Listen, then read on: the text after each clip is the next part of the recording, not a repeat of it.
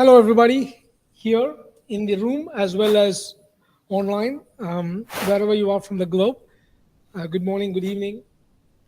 This is our first Ozone User Group Summit. So we're very happy to do it. We want to get together, talk to all of you, get your questions, share some content with you, and we hope to make it periodic and love to interact with you. I'll start with a little bit of introduction about Cloudera.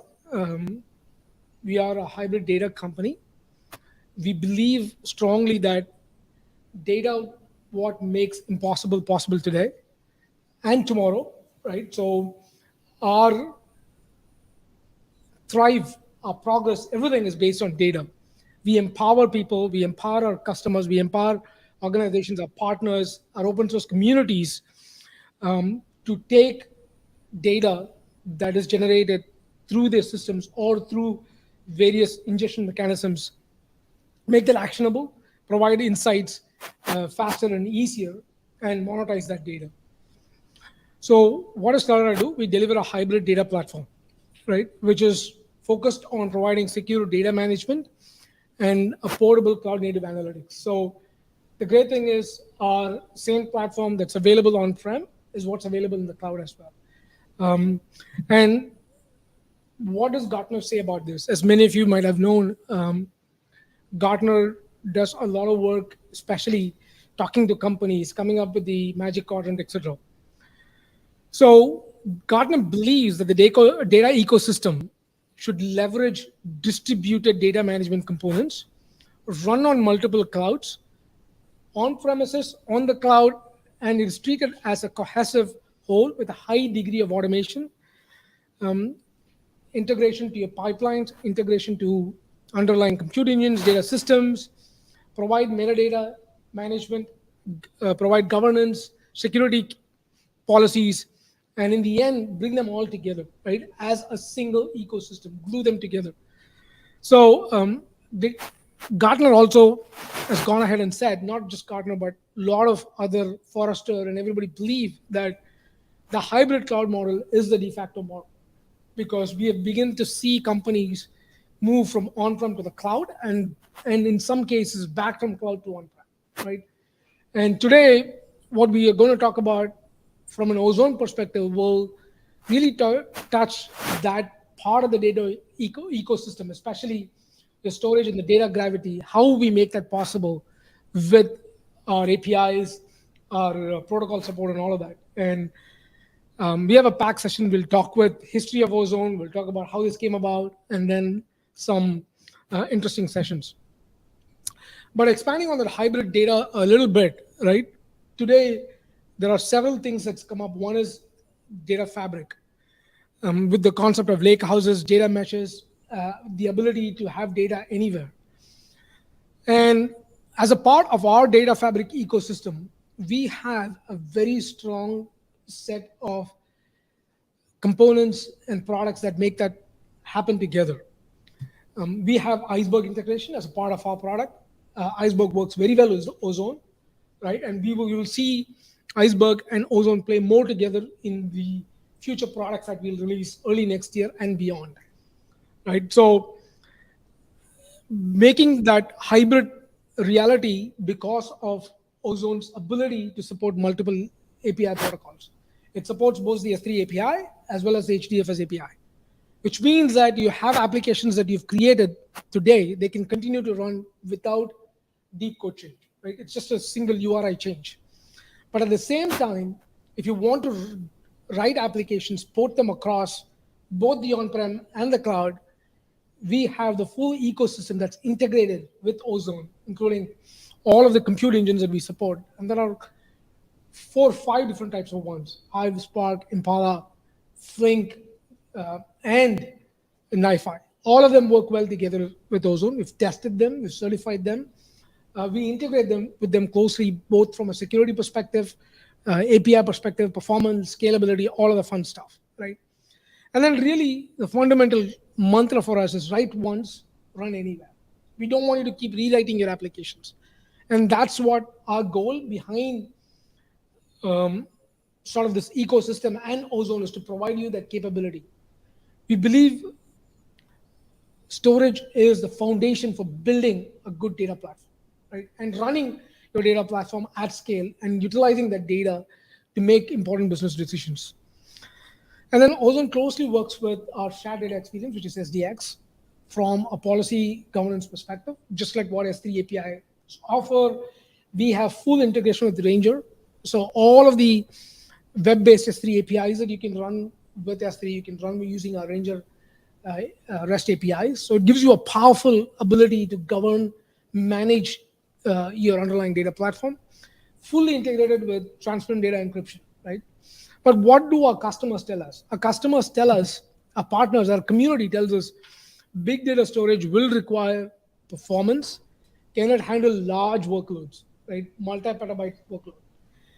Can it scale to hundreds of petabytes? Right? Not everybody may have 100 petabytes, but I want the ability to scale as my data grows.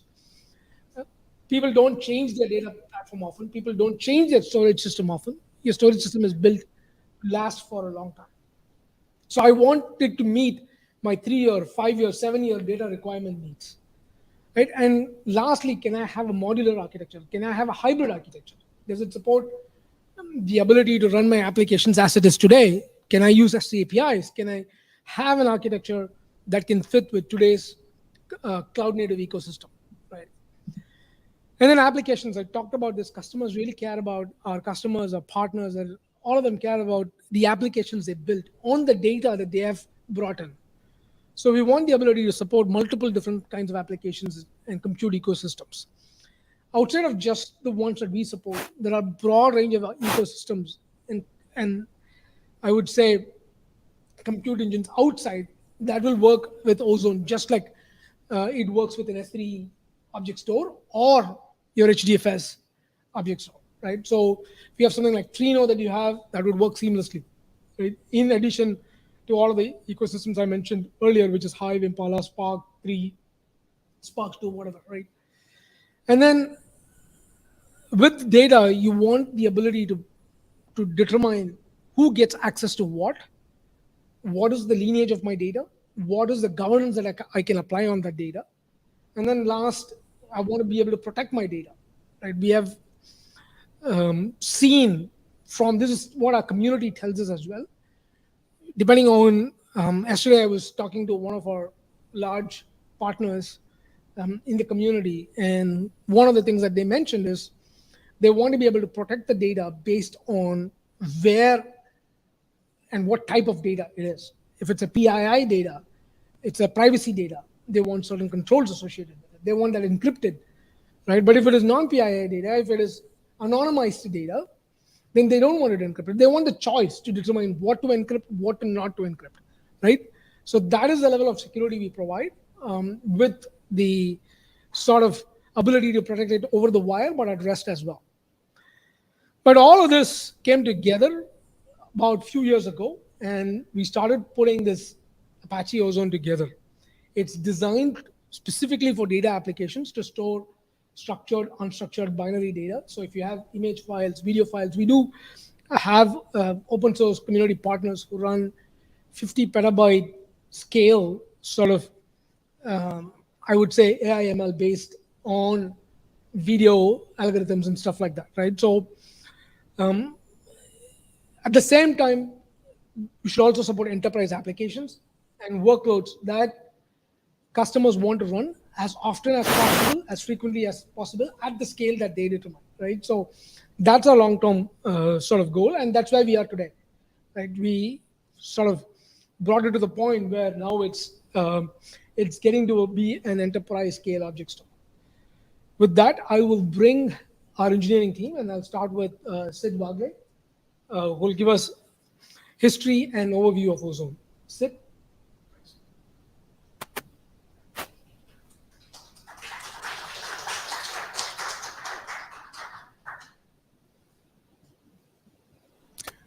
All right. Hey, everybody. So I'm Sid. I'm going to spend about 10 to 15 minutes talking about Ozone, a quick introduction and architecture introduction, things like that. Most of the talk today is going to be centered about edge of innovation, right? Everything that we're doing in engineering, which is super interesting, and some of these things have been delivered on Apache Upstream. The branches have been merged, whereas Snapshots is something that is currently under development. So a lot of the content of this talk would focus on what is on the edge of innovation right now in Ozone. With that, I'll start with some of my slides, which cover the basic introduction. I'll spend about 10 minutes on those. All right, so I'm Sid. I'm the PMC committer on Ozone, Ratis, and Hadoop. So historical milestones, if anybody's interested, Ozone actually began its journey inside of Hadoop. And this was the first patch landed in June 2015.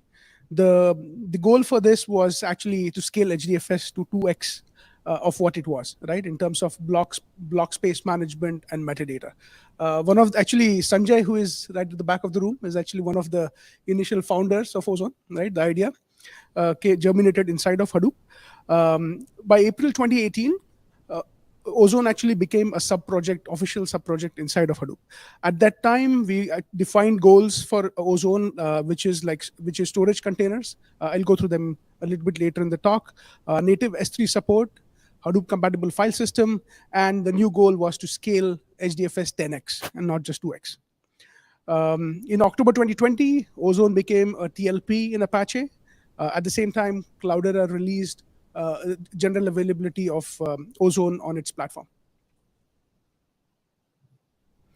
All right, so right now, this slide is here to represent the community contributions from all the partners. Every logo here has at least one or more than one contributor or committer for Ozone, Apache Ozone upstream. All right. A slide for the community, a snapshot of 2022. We have 28 PMC members, 61 committers, about couple of hundred contributors from various different geos and different organizations. So it's pretty healthy, community and growing community. We have 5,000 commits in total, and that keeps growing year over year. All right.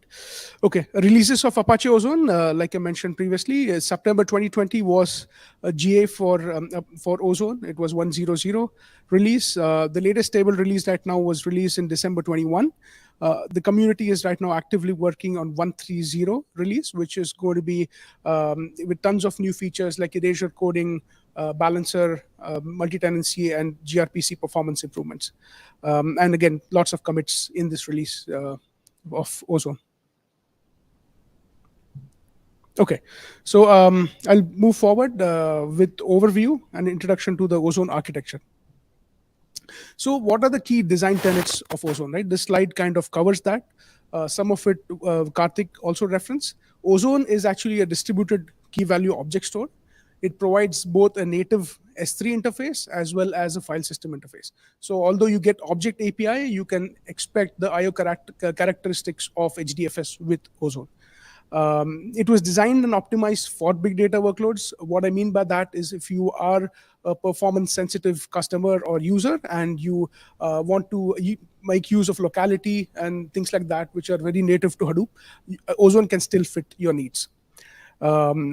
Ozone scales to billions of objects. Right now, we certify about 3 billion, but we know that people in the community have stretched it further up to 10 billion objects, which is 10x of HDFS.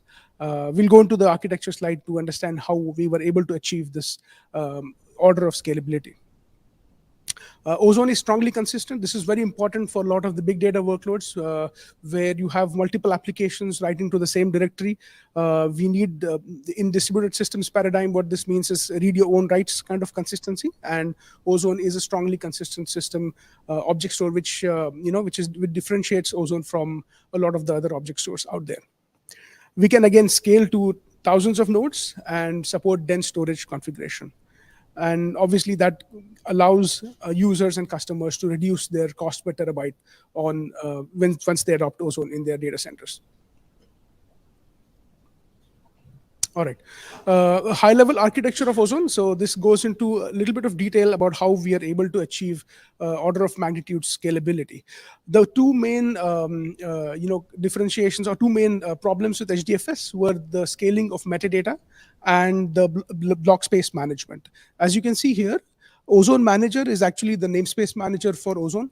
It is only responsible for managing the key space or the namespace, whereas the storage container manager is separated out and it does the block space management. Besides that, what we have done is Ozone is that the blocks are actually grouped inside of containers. So the storage container here is actually like a mega block, and it becomes the unit of replication for Ozone. So everything in Ozone is tracked at the storage container level, and that allows us to actually do a 10x and further scale in terms of, and when you compare it with HDFS. Ozone supports S3 natively. So on the left, you have S3 gateway servers, which can be deployed to scale based on your use of Ozone. If you are a S3 user, you can scale S3 gateway servers such that you can support the high throughput workloads which use S3. All right. So what are the key concepts in Ozone? We have a slightly different notion here for volumes, buckets, and keys. So volume is a new concept. This is more of an administrative unit. You can consider this similar to a tenant, where all of your data can be isolated inside of a volume. Volumes can have buckets. Now, buckets is very similar to S3. The buckets are basically where you can draw parallels with S3 protocol. A bucket can contain a lot of number of keys, and keys contain objects. There is no scalability limits in terms of how many buckets can be contained inside of a volume, or how many keys inside of a bucket. Keys again are similar to files. Ozone builds a hierarchical file system on top of the flat key value store, and that's how it provides the file system API. All right, so going to what are the basic building blocks of Ozone. We use Raft, which implementation of Raft, it's Apache Ratis project, basically, which also germinated from Apache Ozone. It was built for providing the replication, actually satisfying the replication needs of Ozone. We have contributions to Ratis as well, and it's a growing community that came out of the work we did on Ozone. Storage containers, like I mentioned, is a unit of replication. We use RocksDB extensively throughout Ozone to store metadata for the storage container, as well as the metadata for the keys. And again, the idea is that to use technologies that are battle tested. RocksDB has been used extensively in Facebook and other organizations and at scale. Ozone Manager, like I mentioned previously, is a namespace manager, and it uses RocksDB for storing the key metadata. The key advantage here is that we do not have the memory limitations of HDFS name node. RocksDB stores only the working set in memory, and it uses off-heap memory for scaling the key metadata. HDDS is actually the full form of HDDS is Hadoop Distributed Data Store. This is the layer which composes the storage container manager and the data nodes, similar to HDFS. We reuse a lot of the good stuff from Hadoop.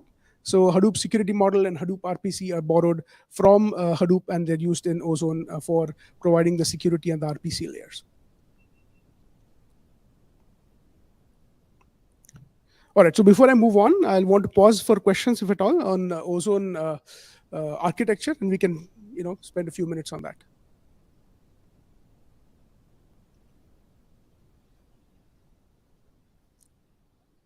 Any questions online, or all good?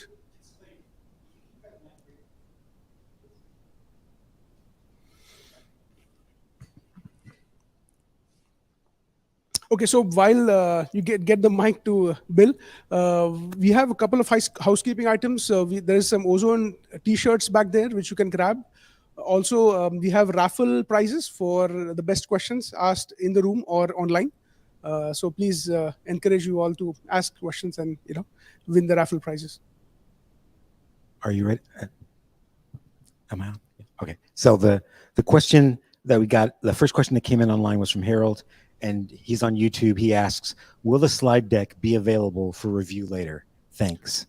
Yes, we'll make all of these slides available, and also the recordings of the videos online. And also, for everybody who's signed up to attend this event, we'll send you an email on Monday morning. You'll get an invitation to join a section of our community where you'll be able to retrieve these slides as well. Okay. All right. Thanks, Bill. That's all the online questions so far. Okay, sounds good. All right, so with that introduction, we'll jump into the main engineering talks for this meetup. And the first one is for ozone bucket types. Ethan, please come on. Thanks.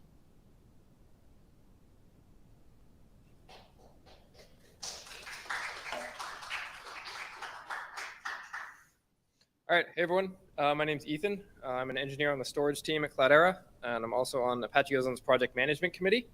I'm going to be doing a talk today about a new feature that just landed in Ozone called bucket layout types, and going over some use cases and best practices for using this new feature.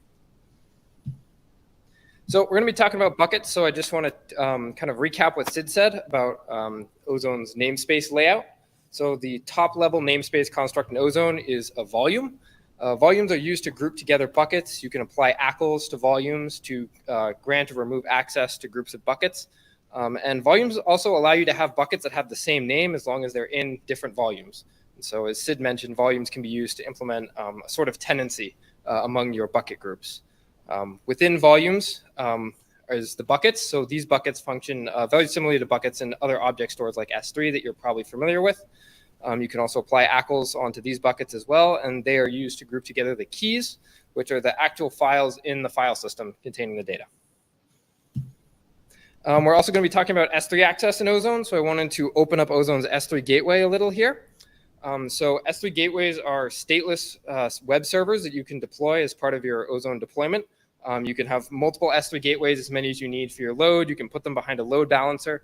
And what they do is they expose an S3 compatible REST API on one side that S3 compatible clients can talk to.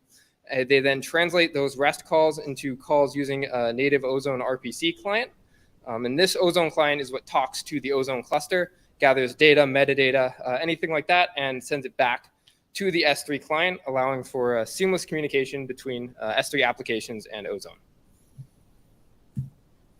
So we got the basics out of the way. So where did bucket layout types come from? So to kind of understand this, we have to start with a historical view of how was Ozone's namespace originally constructed.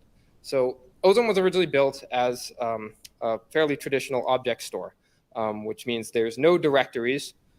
Directories are simulated with prefixes applied to the keys. So we have an example here where we have a volume called engineering. We've got a bucket for logs in engineering, and we want to group the logs for all our servers together. We'd maybe like to put them in a directory called servers, but we're in an object store. We don't have directories. So we're going to use a prefix called servers on all of the keys to simulate that directory being there. So this works reasonably well, but there are some catches because we want Ozone to be a drop-in replacement for HDFS. We don't really want any sort of gotchas if you want to move your workloads over to Ozone.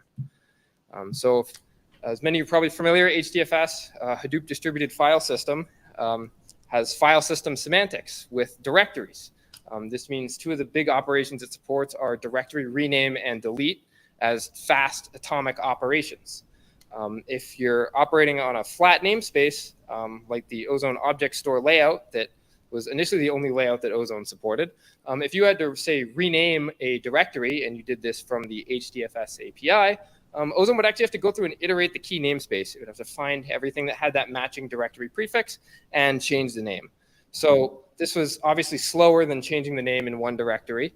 And it also was not atomic. So as Ozone is going through and changing the names, you could have other clients reading the data, and they might see sort of a partial rename. You know, some keys have been renamed, some have not been renamed yet. And delete was a similar thing. If you wanted to delete a directory, Ozone would have to iterate the key space and remove all of those keys. So we didn't want any surprises when people started migrating their HDFS workloads over to Ozone. We wanted it to be a seamless drop-in replacement. So this is definitely a pain point that we wanted to address. And one more interesting thing is path normalization. So if you're using an object store like S3 and you put in dots and extra slashes into your path when you're referencing your key, S3 treats that literally as the name of the key.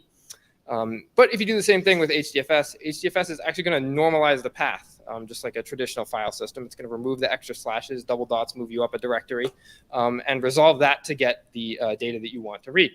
So Ozone supporting both protocols, we were like, well, do we do this or not? And at the time, there was originally just one global config key for the whole cluster, where you had to opt your whole cluster in or out of this path normalization, regardless of whether you were using S3 API or HDFS or anything like that. So we thought we can do better than this and enter bucket layout types. So the first type of bucket layout I want to talk about today is actually one that all the Ozone clusters right now are already using. Before bucket layout types, obviously we have lots of people out there using Ozone. They've created a whole bunch of buckets. What do we do with those? So we have this layout type called a legacy bucket, which all of the existing Ozone buckets out there in the world automatically inherit after you upgrade to an Ozone version that supports bucket layouts. And this provides seamless backwards compatibility because these legacy buckets function in exactly the same way that existing Ozone buckets functioned. They use a flat key value object store like namespace. They have prefixes, no directories. Path normalization is controlled by the one global config key, just like in the original Ozone deployments. And they're accessible through all three of Ozone's supported interfaces. You can use the Ozone SH, Ozone client, OFS, which is our Hadoop compatible interface, and also the S3 API can all access these legacy buckets. Now, the next type of bucket layout, this is a new one coming in with our next Ozone release. These are called object store buckets. So object store buckets are a little different from the legacy buckets in that they always enforce strict S3 compatibility.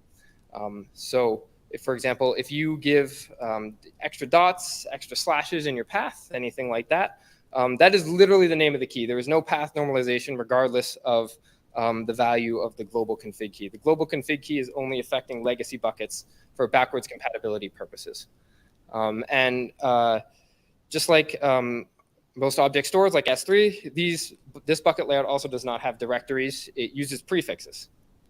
So these object store buckets, they can be accessed through the Ozone client, Ozone SH. They can also be accessed through the S3 API. But Ozone is actually going to block you from accessing S3 buckets using OFS. And this is to prevent some gotchas and accidental poor user experience. If you're using OFS, you might be using, say, an HDFS client, for example, to talk to Ozone. And you're expecting the Ozone to operate like HDFS. So you or maybe an application might, just issue directory rename and expect it to be quick and atomic. It might do directory delete. It's expecting that to be quick. It might give you you might give it a relative path and expect it to be normalized. But if there's an object store bucket behind the scenes, it's not going to normalize that. We wanted to avoid that kind of confusion for our users altogether. So we said object store buckets, we're not going to allow you to access those through OFS. And for OFS, we have our own bucket type, file system optimized buckets, or FSO for short. So these buckets are designed to emulate HDFS behavior. And are really our solution for the directory rename and delete problem that existing Hadoop applications would have if they were running on a traditional object store. With file system optimized buckets, paths are always normalized. So we can see in this example, double dots, extra slashes get trimmed down. And directories are actually their own construct in the namespace. They're not simulated with prefixes. This means if you do a rename and a delete, you're just changing one little piece of metadata. It's quick and it's atomic. And in addition, FSO buckets are accessible through all three of Ozone's protocols. The only catch is that because paths are always normalized, if you have an FSO bucket and you are accessing it through the S3 API, and say you give a path like the one in the example here with the extra dots and slashes, that path is actually going to be normalized when Ozone goes in to figure out which key you want to read. So let's take a quick internal look at these FSO buckets. So as Sid mentioned, Ozone is storing its metadata in RocksDB. So this is a flat namespace key value store. It's embedded. It's on the disk of each Ozone manager. So how can you take a flat namespace like RocksDB and implement a hierarchical namespace like a file system, a tree-like structure? where you can make a change at one node without affecting any of the, having to modify any of the children.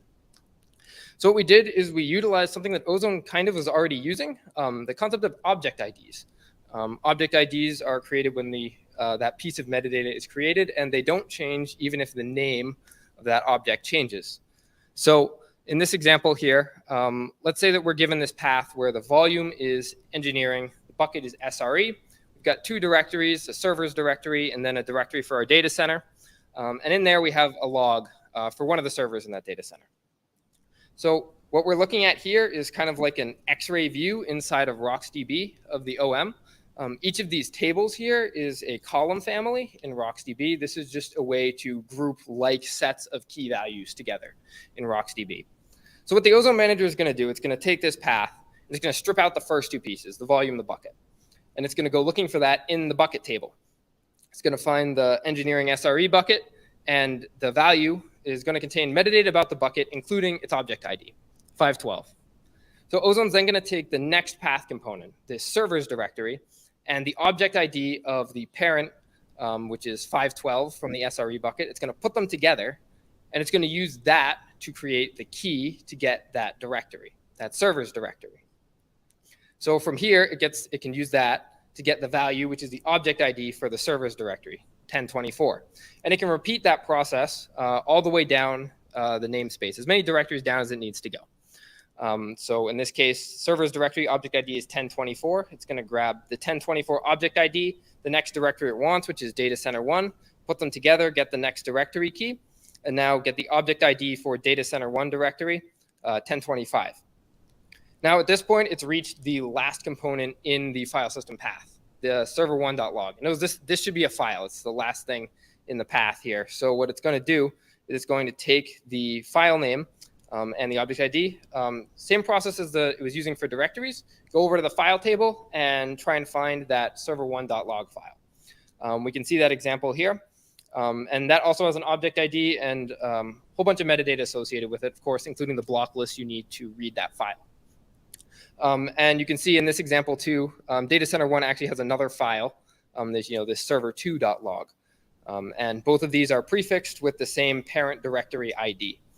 So this allows you to do directory listings using the common prefix that these files have. Now, if we were going to be doing, say, a rename, let's say we wanted to change the name of data center 1 to data center 2.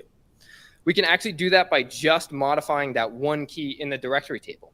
And the reason is that the relation between that key in the directory table and the other directories or files and the parent buckets is done by the object IDs. And those object IDs are not going to change. We're only going to change the name. Now, similarly, if we wanted to delete the data center 1 directory, we would be removing that key from the directory table. And this effectively disconnects all of the keys that were below it in the namespace. They are no longer reachable. And for this, Ozone has a background garbage collection service that will identify these keys when the directory is deleted, and it will go through in the background and mark all of their blocks for deletion. So this makes deletion just one quick metadata operation. So we've got two new bucket types. Which should you use for what? So for the object store buckets, these are primarily intended for S3 workloads. So any service that's built to run on S3 with an S3 API, object store type use cases like storing files or documents, pictures. One interesting example I have here is the Bodo 3 Python client. So Bodo is an S3 compatible library for Python. Ozone's written in Java, so Ozone provides a Java client. We don't have a Python client, but if you wanted a Python client for Ozone, you could say use Bodo in that use case. File system optimized buckets. These are primarily used for services that were built to run on HDFS. This is going to be a lot of things from your analytics stack, Spark, Impala, Hive. So when you want to, when you have a new use case, we just kind of want to look at, how are we going to use the bucket and which bucket layout type is going to suit us best? Are we going to need some directory operations? Are we using something that was originally built for HDFS? Or are we using something that was intended to run on S3? So we're going to take a bit of a deeper dive into one of those use cases right now, specifically Impala. we're going to be looking at running Impala on Ozone and how we can use bucket layout types for this use case. So just a quick background on Impala. Impala is just a SQL engine that was built to run on Hadoop clusters. The metadata is stored in the Hive metastore, and the data is stored in some sort of Hadoop compatible storage layer. Traditionally, this is HDFS, but for today, we want to store Impala's data in Ozone instead. So how do we know this is going to work well? Well, there's been a lot of work going on in the open source community between Impala engineers and Ozone engineers to make sure that these two services are playing well together and that Impala is running on Ozone just as smoothly as it's running on HDFS. If you're interested in the specifics, this Impala 4900 or 9400 Jira has all of the subtasks that are going into tracking this effort. But I've just called out some examples here that were completed.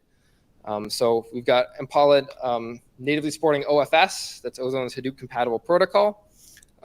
Test coverage to make sure that transparent data encryption in Ozone used with Impala is working just as well as it does with HDFS. Support for data locality of the Impala daemons when Impala is running on Ozone. And also support for using the file handle cache in Impala when it's running on Ozone as well. So we want to put Impala on Ozone, but which bucket type should we use? So let's take a look at the use case.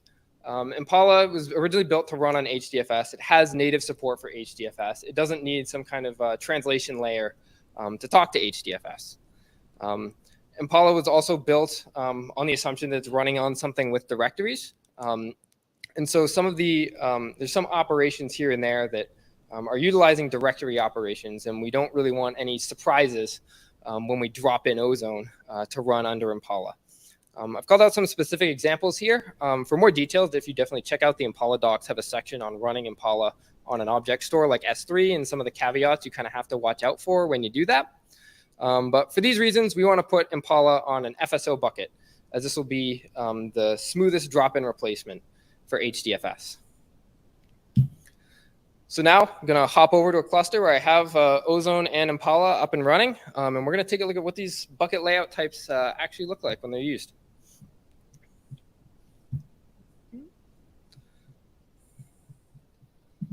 All right.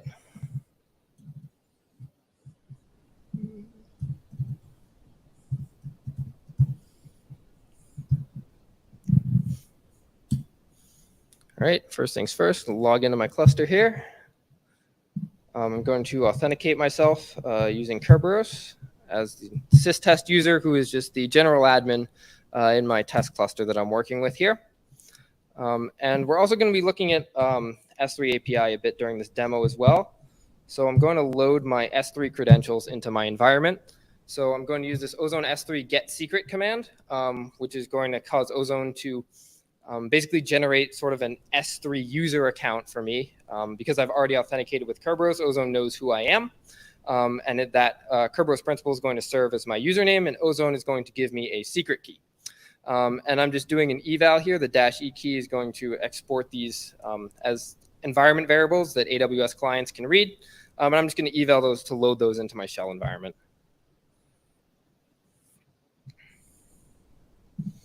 All right. All set up with the authentication. So let's create some buckets. First bucket we want to create, let's create an object store bucket. We're going to use the Ozone sh bucket create command. And we're going to give the -- layout flag and tell it we want an object store bucket specifically. And I'm going to be putting these buckets in the S3v volume. So S3v volume is by default where the volume that Ozone's S3 API will go looking for buckets, since S3 doesn't natively support volumes. So let's create our object store bucket here. All right, looking good. All right, and next I want to create an FSO bucket as well.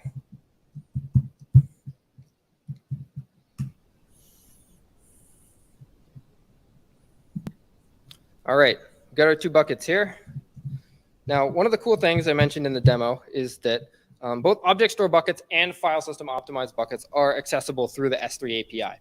So FSO buckets are the ideal choice if you want to have data in a bucket that may be accessed through S3, but also may be accessed for HDFS use cases. So in this example here, I'm going to be using just the standard AWS S3 API client, passing it the cert bundle that's built into my cluster here. The endpoint I've specified is one of the S3 gateways. And I'm going to just do a list buckets command. And this is going to show us our two buckets, our FSO bucket and our object store bucket, that are currently living in our S3V volume. So if you're curious, if you forgot maybe what type of layout you used for a bucket, Ozone has the Ozone SH bucket info command. So for example, I have a file system optimized bucket already created here. It's a very unique name, bucket. But if you just run Ozone SH bucket info, you'll get back a nice JSON object that tells you what your bucket layout is for that. So I mentioned that we're going to be running Impala on Ozone in this demo, and this bucket is actually where I have the Impala data loaded. So we're going to take a look at that. I'm going to use Ozone's the Ozone FS subcommand. So this provides the subcommands under the FS command are all of your standard Hadoop HDFS commands. So you can see I'm using the OFS protocol to talk to Ozone in this case.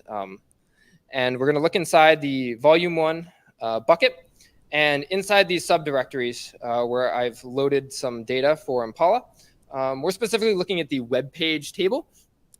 We can see in here the first LS entry is this Parquet file right here. And that is actually the data for that web page table. And just to demonstrate some HDFS compatibility here, we can actually run the exact same command using an HDFS client. Still using the OFS protocol here. List the exact same directory. And we get the listing. Cool. So data's there in the Ozone bucket. Let's try out Impala. So I'm going to drop into the Impala shell here. I'm using my TPCDS Ozone 2 Parquet as a database where I have everything loaded in. And some extra flags just to set up the authentication. All right, here we are inside the Impala shell. Do a show tables. Semicolon. There we go. Yep. So I've got a very small TPCDS data set loaded here inside Ozone. So to show that we're running on Ozone, we can have Impala show us where some of the table data is being stored. So I'm going to take that web page table that we just did the listing for in the Ozone buckets and have Impala show me where that data is living. We can see here in the location, got OFS protocol. Ozone 1 is the service ID for my Ozone cluster. Inside that volume 1 bucket, and we can see that this directory is what has the Parquet files that's storing the data for this table.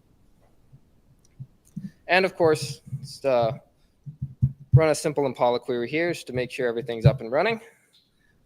Select some rows from this table, and here we go.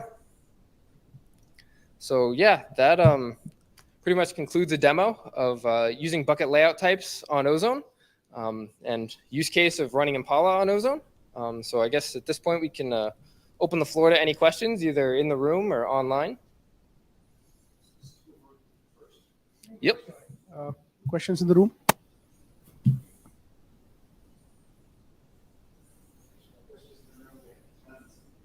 Tons online. Wow. All right. The raffle prizes. Let's go.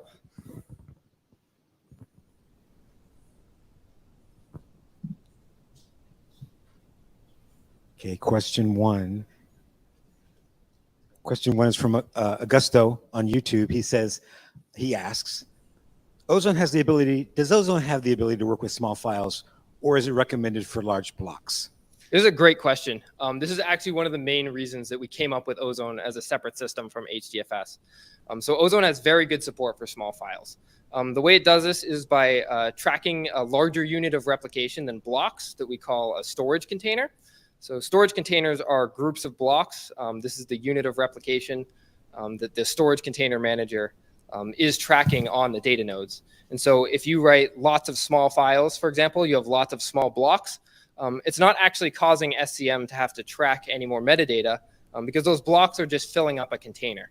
And once a container reaches about 5 gigs in size, it'll be closed and a new container will be allocated. So on the block management side, storage containers help there. And as far as having, if you have lots and lots of small files, storing the metadata in RocksDB in the Ozone manager is what helps Ozone to mitigate that problem. Okay, thanks. Okay, the next question is from Riza. He's watching this on YouTube, and he asks, are any companies already using Apache Ozone in production? Yes, yeah.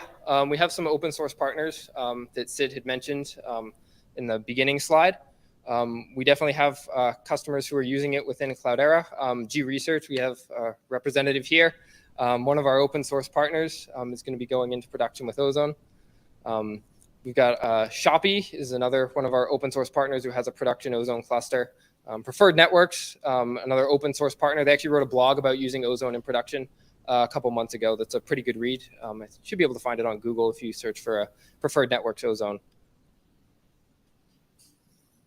Okay, there's some traffic in the online chat where some people who are in the room are participating in the chat, so bear with me. Okay. Okay, next question is from Rami, and he's watching this on LinkedIn, and he asks, can I use a custom database instead of the RocksDB? Interesting question.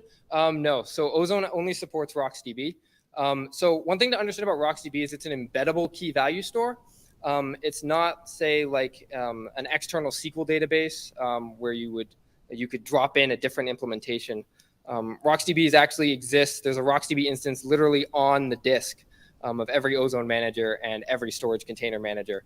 And RocksDB is extremely high performant, and we've done a lot of work to make sure that Ozone is using RocksDB in the optimal way, and it really contributes a lot to the performance of Ozone. So while you can't drop in another database, we don't really feel that there's a need to. The use of RocksDB is pretty internal to Ozone, and we feel that for performance purposes, it really is the best choice. Okay. The next question is from a person whose handle is looks like a license plate, so I'm not going to even attempt to read it. It's from YouTube, and he says, hoping you could explain a bit about how Ozone achieves greater scalability than HDFS, i.e. the Java heap size constraints. Great question. So I'm going to talk about scalability on two fronts, on the metadata front and on the block storage front, because Ozone has actually separated these into two separate concerns. So when we're talking about Java heap size on the name node, for example, the analogous portion of this in the Ozone stack is going to be the Ozone manager. So the reason the name node usually needs such a large heap as you start adding more and more files is that in HDFS, the name node is tracking all of the file system metadata in memory. In Ozone, we don't do this. We actually only keep the working set in memory. The entire file system metadata is actually stored in RocksDB. And we recommend for production clusters that this RocksDB instance is residing on an SSD disk, so very fast. And RocksDB is incredibly optimized for performance on these SSDs. So we're not seeing any sort of major performance regression from only keeping the working set in memory by leveraging this new technology that's come out. And Ritesh is going to be talking a lot more about this in his performance talk. So on the metadata side, that's how we achieve scalability in numbers and large number of files. For example, we don't need to keep all of those files in memory. And I talked a bit about the block storage layer earlier, about using storage containers as the unit of replication instead of blocks. So by tracking these larger units, these storage containers, the SCM, which is responsible for tracking these, it doesn't have as much data to track. And regardless of whether the blocks are all full up or that maybe you're writing really small files that don't even take up a whole block, the container gets closed based on the total size of the container and not the number of blocks. So that makes the block storage layer pretty resilient to those block sizes in that regard. Okay, we're going to take one more.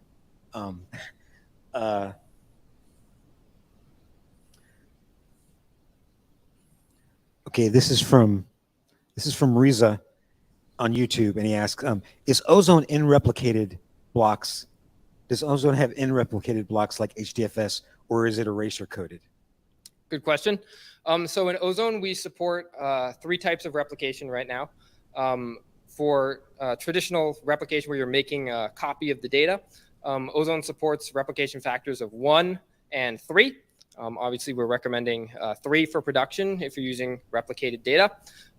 And Ozone just recently added support for erasure coding. So that is new in the newest release of CDP Ozone has erasure coding support, and the 130 open source release of Ozone that's coming out soon is going to have erasure coded support as well.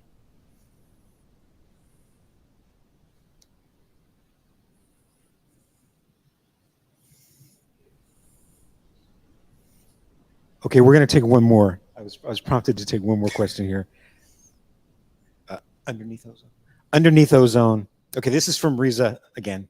Underneath Ozone, what is the difference between object store layout versus file system layout? How do we decide which one to choose? Great question. So these bucket layouts, these exist totally on the Ozone manager, on the metadata side of Ozone. The block storage layer does not care about whether you're using a file system optimized bucket or an object store bucket. So as far as internally, I touched on the internals briefly of the FSO buckets, how we're using the object IDs to string the keys together and follow through the file system tree inside RocksDB. Object store buckets are much simpler because they have a flat layout and RocksDB has a flat layout. We can literally just store the keys as is in RocksDB, where the volume bucket key is the key in RocksDB, and then the metadata corresponding to it is encoded in a protobuf. As far as I think he also had a follow-up about how do you know which one to choose. Object store buckets we would recommend for more S3 centric use cases. If you're planning on using the S3 API for a lot of your operations, or you're using apps that were written to run against S3, we would recommend object store. And if you're using applications that were written originally to run against HDFS, or you think that having directories and fast directory operations would be useful, we would recommend using the file system buckets. All right, yeah, thanks, Ethan. Yeah, we should move on. So what we'll do is we'll come back to some of the questions, take a look at it, and try to answer them at the end if we have time. All right, thanks, Ethan. So next talk is Ozone Snapshots.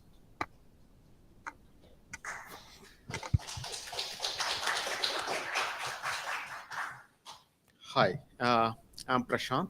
I'm Ozone committer as well as PMC member, and I have Siyao here with me, who will be helping us out with the demo for the snapshots feature. So snapshot, it's a well-known feature in the file systems world, but for object stores, it has not been there. Even the well-known object stores like AWS S3 and so on, they don't support a snapshot feature. They have something called individual object versioning.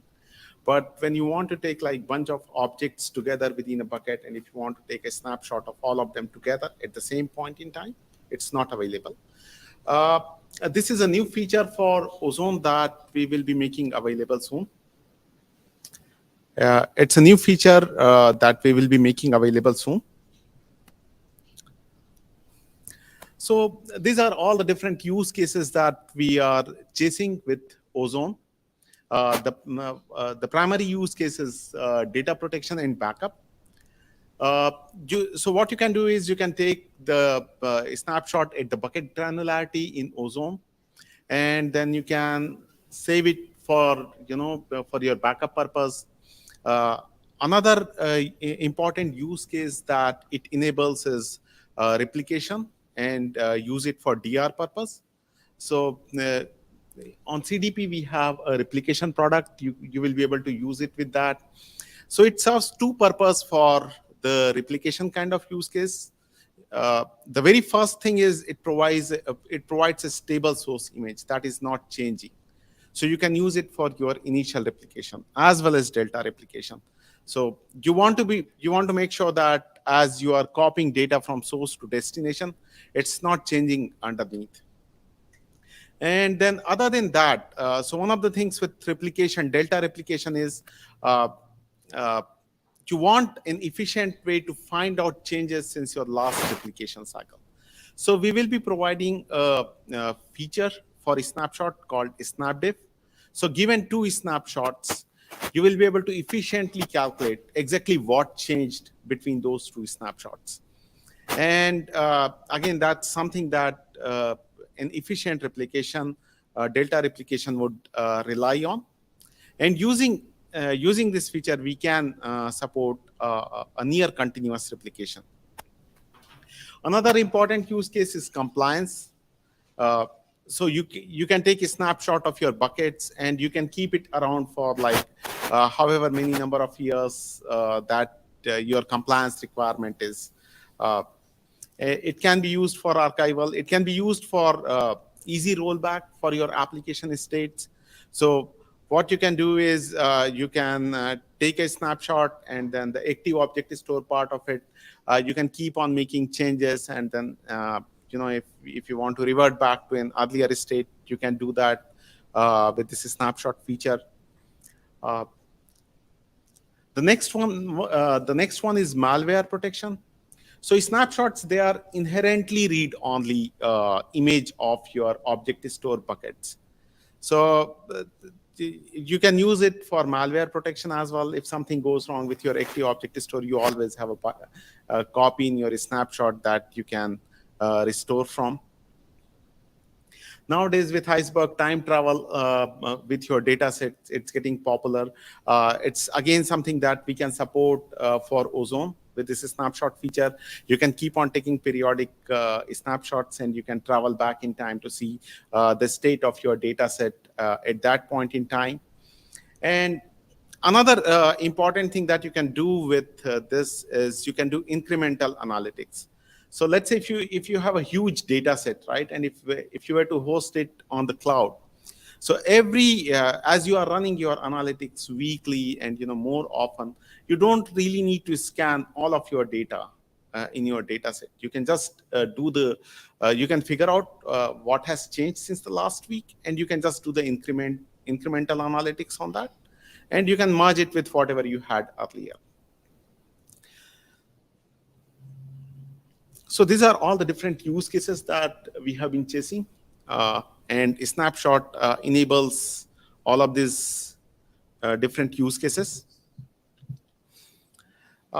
Let me stress a little bit more on the object versioning versus Snapshot, right? So if you look at other object stores out there like AWS S3 or MinIO and so on and so forth, they do support multiple versions of individual objects, right? But they don't have this concept of group of objects taken as a unit, which are consistent with respect to each other, right? So I have an example here. So let's say your application is writing to your object store bucket, right? And let's say it is representing certain table object with multiple rows, again represented by different objects. As these different row objects are a different version initially, let's say the app is in consistent state. Over time, the application will modify these individual rows. But then the application is in inconsistent state until it reaches some, certain correlation between these row objects is achieved. And eventually, let's say, application reaches consistent state again. So it can take the snapshot at app consistent state 1. And then it can take a snapshot again at app consistent state 2. And if you look at it, deeply, you will see that row object 1, it changed from version 5 to version 10. All the versions that it saw in between, they are all useless. If I was doing object versioning, I mean, they are garbage. It doesn't really provide any value to the application. So a snapshot is a way where you can work according to what works for the application, as opposed to just versioning individual objects and trying to figure out which version of one object goes along with another version of some other object.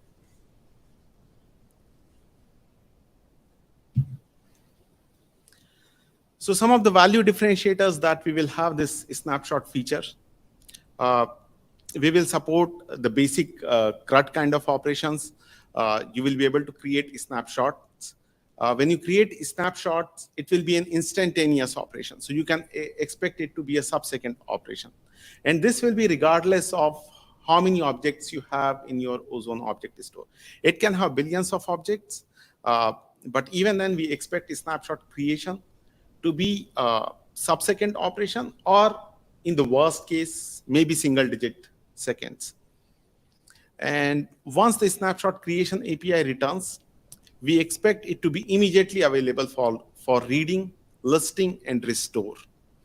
So it's not like where you are doing the rest of the creation activity in some background thread, and then you want to read once that background activity is over. So what we are trying to offer here is snapshot creation is instant, as well as read and list and everything is instant. Initially, we plan to support bucket level snapshots, but the same design will be extensible to volumes. We will not be supporting nested snapshot. So what I mean by that is, if you have a bucket level snapshot, you will not be able to go to corresponding volume and take the snapshot of the volume as well. It leads to some kind of tricky semantics, right? And then the other way as well, if you have taken a snapshot at volume level, we will not allow you to take a snapshot again at bucket level. So over time, as you are creating multiple snapshots, right? So it will form a chain of a snapshot for a given bucket. And folks in the HDFS world would be very much aware of this problem, right? When you delete snapshots in the middle, you can land into different kind of problems, at times data corruption issues as well. So what we plan to do with Ozone is we plan to support out of order deletion. We plan to support deletion of a snapshot even from the middle of the chain.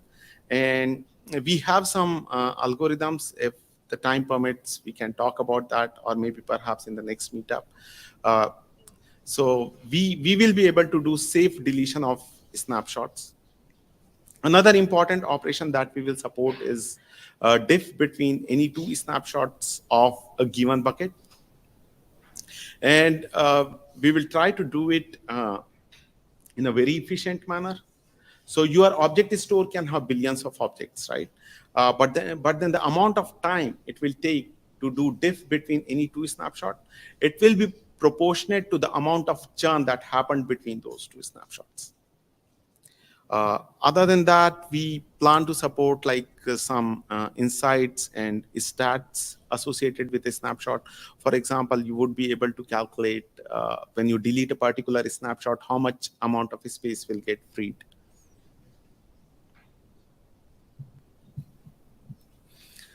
So let me dig deeper into the snapshot design, how we plan to achieve all of this. So if you look at the overall Ozone architecture, right? As it was highlighted by other presenters before me, these are the major components of Ozone. So we have Ozone Manager that is responsible for maintaining the object namespace. Other than that, we have the storage container manager that is responsible for managing containers, allocating blocks, getting the heartbeats from data node, looking at the health of the cluster. And then we have data nodes, which are responsible for storing data blocks for the objects that Ozone Manager is maintaining. So one of the beautiful properties of containers is once you write to it, they are pretty much immutable. There is an exception to that rule. There is something called key deletion service. We'll come to that. But other than that, for all practical purpose, whatever goes in the container, whatever goes in the block remains immutable. We never modify in place. So given this assertion, we can say that if I take a point in time image of the Ozone Manager, I can get the snapshot for the entire object store. Because whatever is there stored in the data nodes with containers, it's not going to change. And that way you can maintain the integrity of your snapshots as well. So with that in mind, our design also focuses on trying to get the point in time image of the Ozone manager when we take the snapshot of a Ozone object store. So some of the key ideas include leveraging RocksDB as much as possible. So all of Ozone metadata today we are maintaining it in RocksDB. We will leverage the RocksDB checkpointing mechanism whenever a snapshot create operation comes. We will flush the wall, and then we issue the create checkpoint operation. So internally, how RocksDB work is it represents your keys and values in your RocksDB with a bunch of SST files. The SST files themselves have the property that they are immutable. So when you do a create a snapshot operation, it creates another RocksDB directory, and then it links your SST files to your older RocksDB directory. With this, what you get is, even though like you have a snapshot, you are not really using double the amount of space because they are all hard linked. Plus, all your snapshots are self-contained. And we can also support writable snapshots in future with that, because all I need to do is I need to promote your particular RocksDB directory to an active object store status, right? All I have to do is make my active object store point to that particular snapshot at RocksDB directory, and I can make it a writable snapshot. Another thing that I would like to highlight here is, so Ozone Manager, right? It runs on multiple nodes for HA purpose. And when we take the snapshot, when we create the checkpoint operation for the RocksDB, we want to make sure that in a given stream of all the transactions that are happening in Ozone Manager, it is happening at the exact same point in time. So we leverage Ratis for this. So because of the Ratis in a stream of transaction, your checkpoint operation will appear at exactly the same point in time across all of these OM nodes.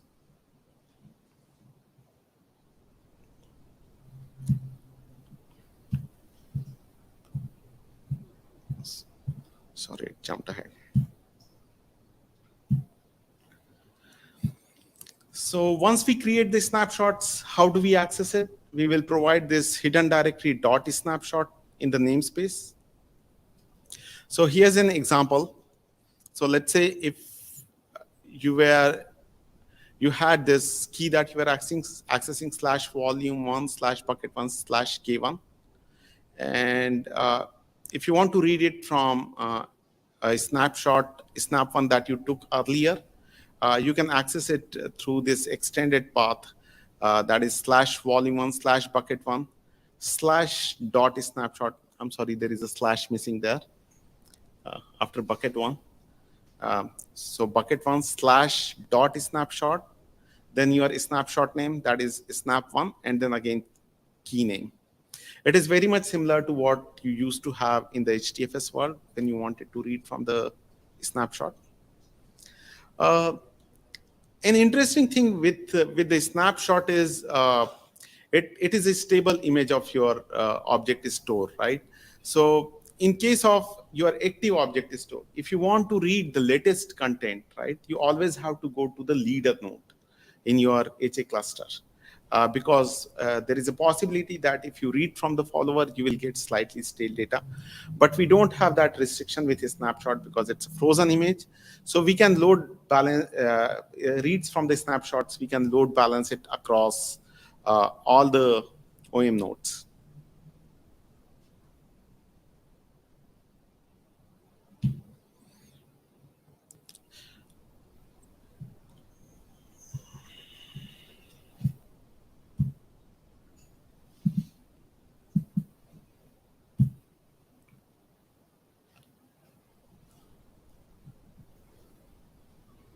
Okay.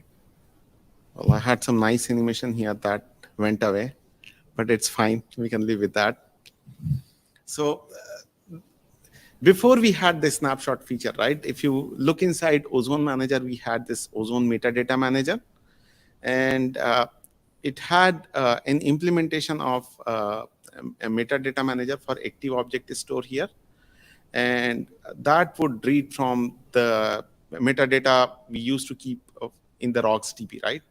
But now with this snapshot feature, right, every time you create a snapshot, you create another RocksDB directory and you get another instance of that metadata, right? So we, in the new world, we will have another metadata manager called snapshot aware metadata manager. And depending on the path access, whether it's a snapshot path access or the regular active object store path access, we will direct it to the corresponding metadata manager. So supporting snapshot create operations, read from snapshots, it becomes pretty easy for us. We are getting it almost for free. But then there is a trade-off associated with that, right? So we get snapshots for free, but what about the snapdiff? Now, if I have to support the difference between any two given snapshots, it becomes difficult for me. Now I have to scan through the entire namespace. So before I go there, let me talk a bit about what are the use cases that an efficient snapdiff operation support. Like I highlighted earlier, it can be used for incremental backups. It can be used for incremental replication or delta replication for DR purpose. It can be used for efficient virus scans. It can be used for incremental analytics. So it's a pretty important operation, and it would be really nice if we can, just like we got instant snapshot creation, instant read from the snapshot, if we could also support an efficient snapdiff operation. So Ozone is designed to hold billions of objects, right? If I were to do a namespace walk to find out what exactly changed between any two snapshots, it's going to be really expensive. We don't really want to go there. What are the other alternatives if you don't want to do that? So some of the systems out there, they use some kind of change log. They maintain a rolling change log as your system, changes over time, and use that to do the diff. But the problem is it grows very quickly. So if the same key gets modified multiple number of times, the similar kind of entries appear again and again in your change log. The second problem that is there with the change log based approaches, if you want it to be reliable, you have to take a latency impact. As you are modifying your active object store, you also have to make sure that the change log is updated synchronously. And that is where the latency impact will come from. But then we have this other alternative also. So since for Ozone we are using RocksDB, RocksDB is based on LSM architecture, we can just leverage that. So what do I mean by that? So one of the beautiful properties of LSM architecture is it does not do in-place updates. So if you look at the RocksDB SSD files, they remain immutable. Any new updates that you make to RocksDB, it always goes to new SSD files. So if, let's say, in the simple world, I took the snapshot one here. When I took the snapshot one, that RocksDB image was represented by SSD file 1, SSD file 2, and SSD file 3. And then again, I was making some changes, and then I took a snapshot 2. I got new file, that is SSD file 4. And if I wanted to find out the difference between snapshot 1 and snapshot 2, all I need to do is just look at the content of SSD file 4. That also represents the churn between snapshot 1 and snapshot 2. But there is a catch with this approach. It's not that simple. So what is the complication? The complication is the RocksDB compaction. So RocksDB has multiple levels of SSD files, and you have a bunch of keys that get modified again and again. So it runs this compactor in the background, and it's going to keep compacting the bunch of SSD files again and again. So this picture is taken for a real run with 10 million keys.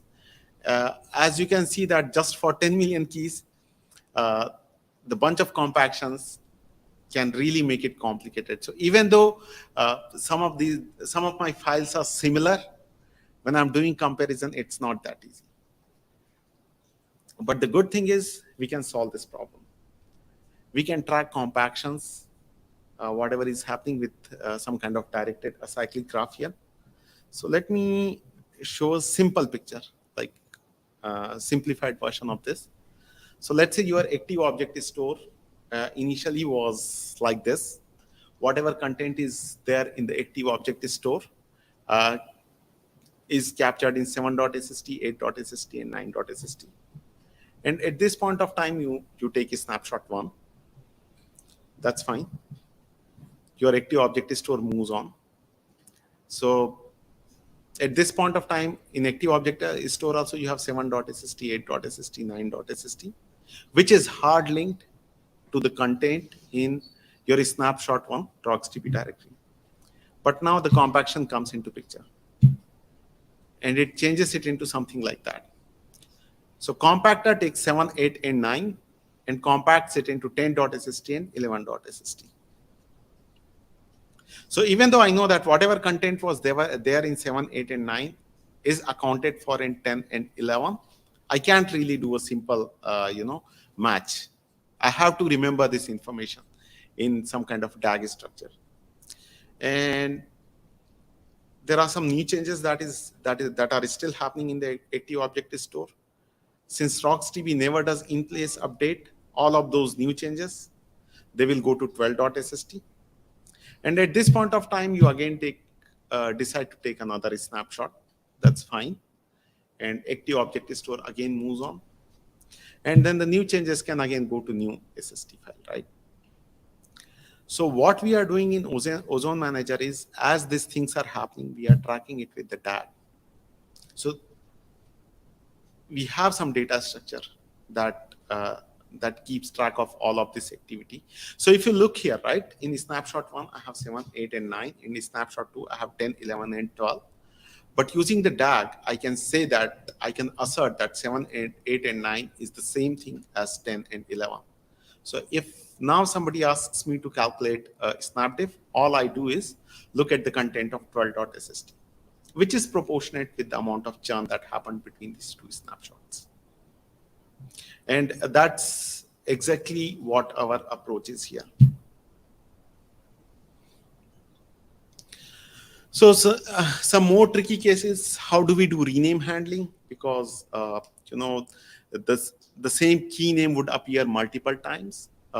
Again, we use unique object IDs. Every time key is recreated or renamed, every time a key is recreated, its object ID changes. If the key only gets renamed, its object ID remains the same. So we use that information to make sure that we are taking care of rename cases, we are taking care of delete and recreate cases. Some more good things that we can do with this is, once we compute the snapdiff, we know that it's little expensive process. We can store it. Another thing we can do is we can compute snapdiffs using existing snapdiffs. So for example, if I already computed the snapdiff between, let's say, snapshot 1 and snapshot 2, I already computed the snapdiff between snapshot 2 and snapshot 3. And now if somebody asks me to compute the compute the diff between snapshot 1 and snapshot 3, I can just merge whatever diffs I already calculated. I don't have to go through the same expensive process all over again. Just like snapshots, I can do read from a snapshot from any of the OM nodes. The same thing I can do with the snapdiffs as well. I can load balance the snapdiff operations across all of the Ozone Manager nodes.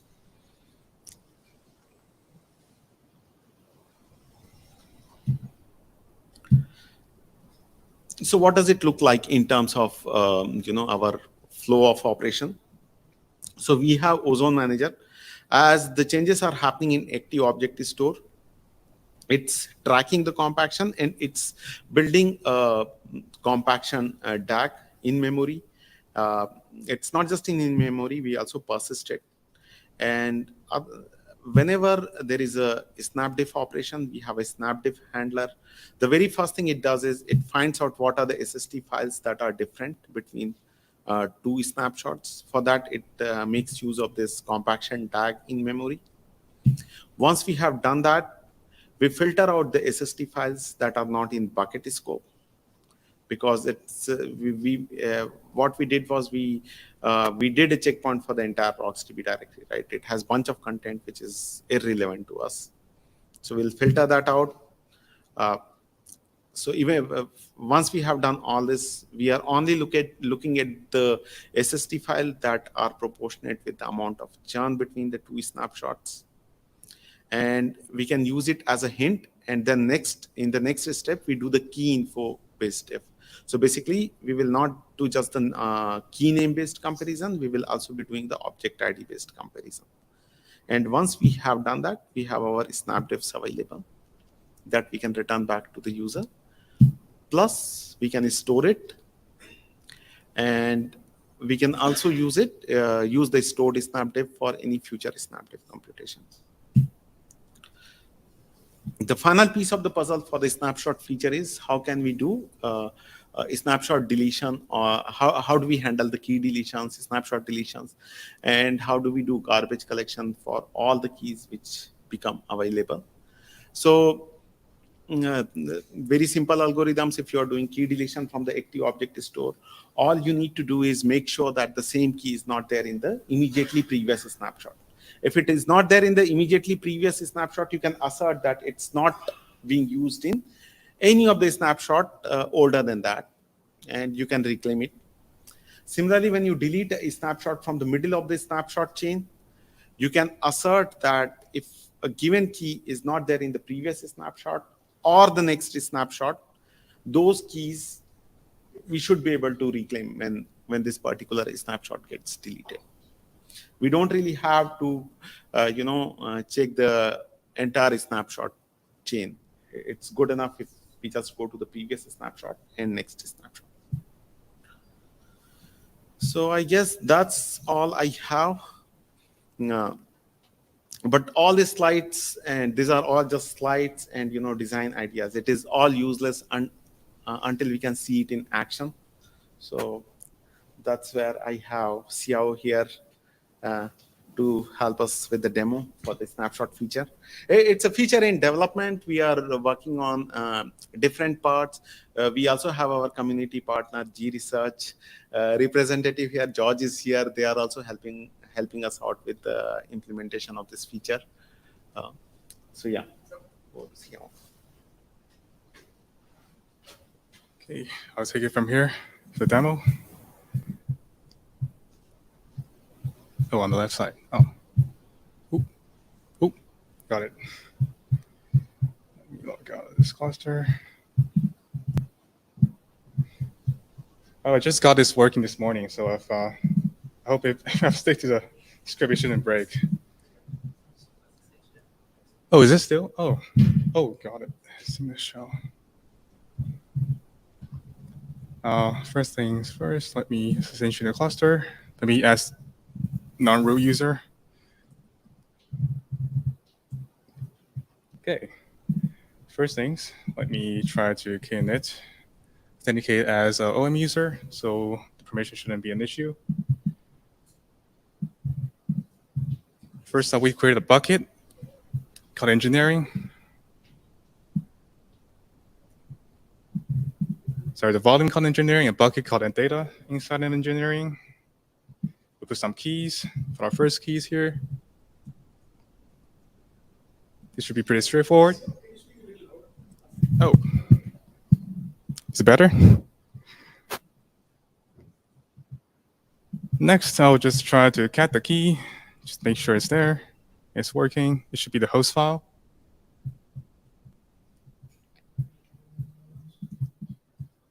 Now, let's create our first snapshot. So in the background, each OM, actually this is running OMHA, so each OM will create a DB checkpoint in the background, have enable verbose here, so it will print out the data, like create a snapshot success message. If it emit that, it would just say that it's successfully created. The exit value is code is 0. It doesn't print anything. Now let's list the bucket content.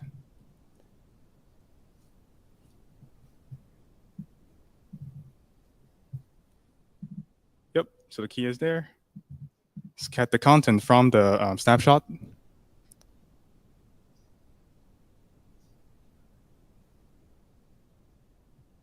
Yep, it is working. So now let's try to override the key 1 with the Kerberos client configuration.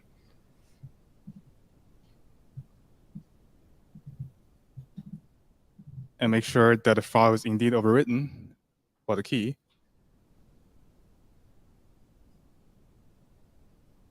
Yep. And now let's try to read from the old snapshot, just to make sure that it captures the old data.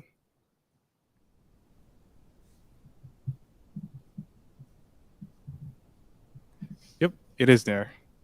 So now let's try to upload a second key just to show you the snap diff in a moment.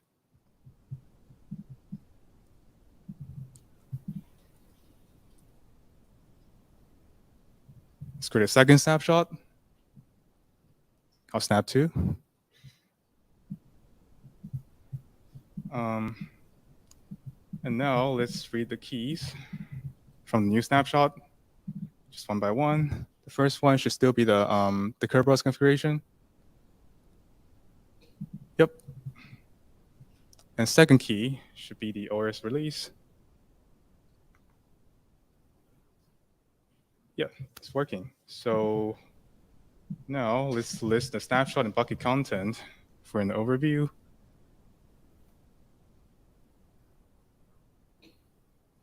This is snap 2, has 2 keys. Snap 1 has 1 key, but have a different size than the key in snap 1, snap 2. And in the active file system, it has key 1 and key 2. Now we can list all the snapshots we have taken on the bucket. Should have made a JSON array. Yep, those are the 2 snapshots that we have. These are the UIDs for the snapshot. I will show you the snap diff. Let's do a diff between snap 1 and snap 2. So it shows that key 1 is modified. That's what M stands for, modified. And key 2 is added in snap 2.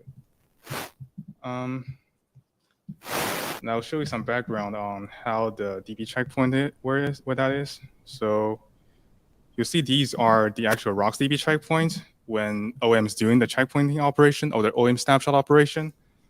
And it should match the UID inside of the snapshot list. Yep. So you'll see the first one is FF0, and it matches the first one, and second matches second. Let me also show you the compaction log and SSD backup files. I'll do this in another cluster because this cluster is so clean that it doesn't have a million keys. Compaction for compaction to happen, it has to exceed for example, the DB write buffer. So on this other cluster, I've previously written over 2 million keys, so I can show what happens. So these are the compaction logs. These are used to reconstruct the compaction DAG on their own restart. They're used for to speeding up the snap diff, but at the moment I think it's not connected, so it's tracking them, but it's not actually being used right now. So if I show you the content of compaction log, it's just a text file. So for each line, if C, it stands for compaction has happened. So for this line, it means that 86, 78, 63, 56 has been compacted into the 90 SSD file.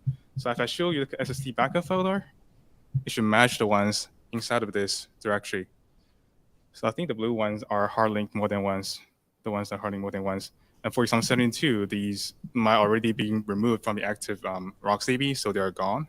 So that's why they're not showing blue in the background. So yeah, I think that's pretty much it for the demo. Yep. And any questions? Awesome, thanks. So I don't know if people got this. This is actually code compiled from the feature branch this morning. So it's absolutely latest. Yeah, just got it working 9 hours ago. Yeah, thanks. Yeah, we can take the questions. Take a snapshot.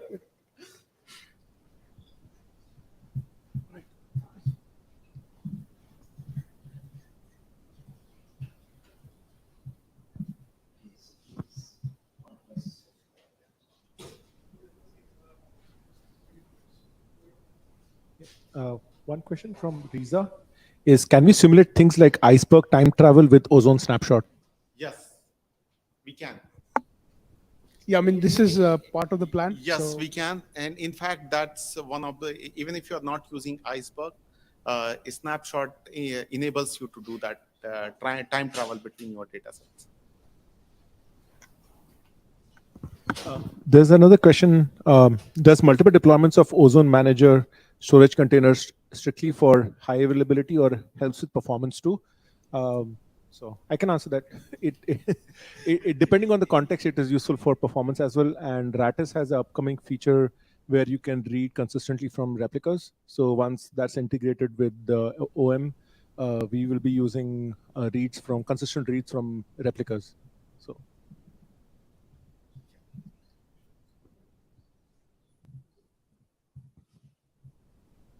Okay, so the reason why we did that is because some of the questions weren't some of the questions weren't about snapshots. That's why we did it that way.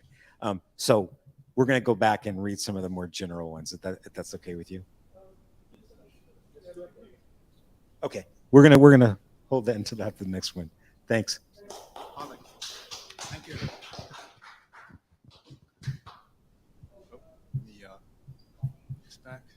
So people in the room, there's some cafe lattes that just came in. Should be warm. So please help yourself.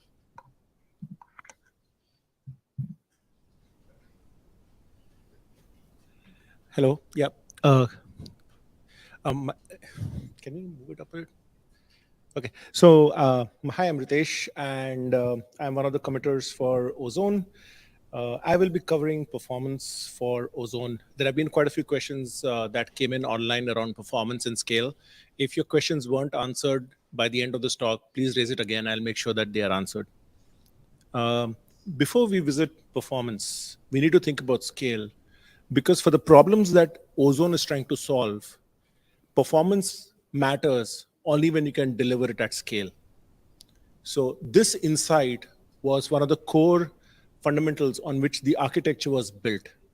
And one of the key primary focuses of the architecture was to split the foreground traffic from the background traffic. Now, I'm not going to delve into the issues people had with HDFS, because I'm going to talk about how Ozone kind of fixes them. So Ozone Manager is primary entity that fronts all the client traffic for metadata. And data node fronts all the traffic for actual data reads. If you notice in this diagram, only the foreground traffic is going to Ozone Manager, none of the background traffic. And this was touched upon in previous talks today, but I'll dive again into the details of this.